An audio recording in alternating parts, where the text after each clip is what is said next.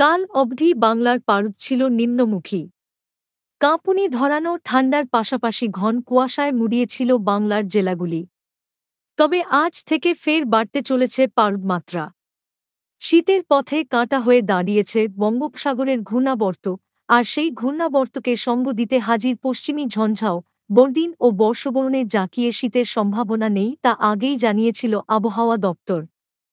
বর্ষশেষের শীতের বদলে মিলবে উষ্ণতার ছোঁয়া, সেই সাথে গাঢ় হবে বঙ্গোপসাগরের ঘূর্ণাবর্ত। আপাতত সেদিকেই নজর আবহাওয়াবিদের। মৌসুম ভবনের পূর্বাভাস, শনিবার থেকেই বদলাতে থাকবে গোটা দেশের আবহাওয়া, নষ্ট হবে শীতের স্পেল। দক্ষিণবঙ্গের আবহাওয়া ডিসেম্বরের মিঠে রোদে পিঠে পুলি খাওয়ার সময় যদি ঘূর্ণাবর্তের চিন্তা মাথায় ঘোরে তাহলে কারই বা ভালো লাগে।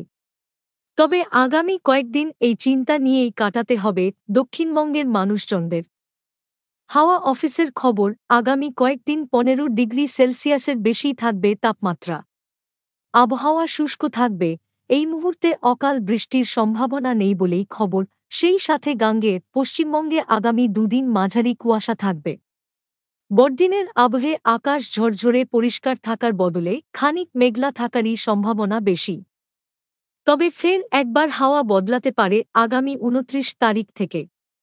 তবে পশ্চিমের জেলাগুলি 10 ডিগ্রি সেলসিয়াসের কাছাকাছিই থাকবে।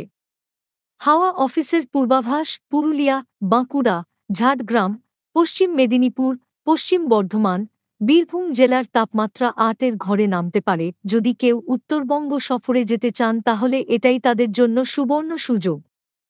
বড়দিন থেকে টানা 3 দিন তুষারপাতের সম্ভাবনার কথা জানিয়েছে হাওয়া অফিস। সেই সাথে পাহাড়ে অর্থাৎ দার্জিলিংয়ে হালকা বৃষ্টিও হতে পারে বলে খবর। শনিবার থেকে শীতের স্পেল ভালোই নষ্ট হবে শহর কলকাতায়। তাপমাত্রা 1-5 ডিগ্রি সেলসিয়াস ছাড়িয়ে যাবে বলেই ধারণা। আকাশ আংশিক মেঘলা এবং থাকবে ঘন কুয়াশার দাপট। উল্লেখ্য, দেশের বাকি রাজ্যে তাপমাত্রার বিশেষ হেরফের দেখা না গেলেও প্রভাব পড়তে পারে দক্ষিণ ভারতের একাধিক রাজ্যে। আগামী 5 দিন বৃষ্টির সম্ভাবনা রয়েছে তামিলনাড়ু, পুদুচেরি, কারিকল এবং কেরলে। তামিলনাড়ুর দক্ষিণাংশের পাশাপাশি রাজ্যের উত্তরাংশে পুদুচেরি এবং কারিকলেও মাঝারি থেকে ভারী বৃষ্টির ফলে বানভাসী হওয়ার আশঙ্কা রয়েছে।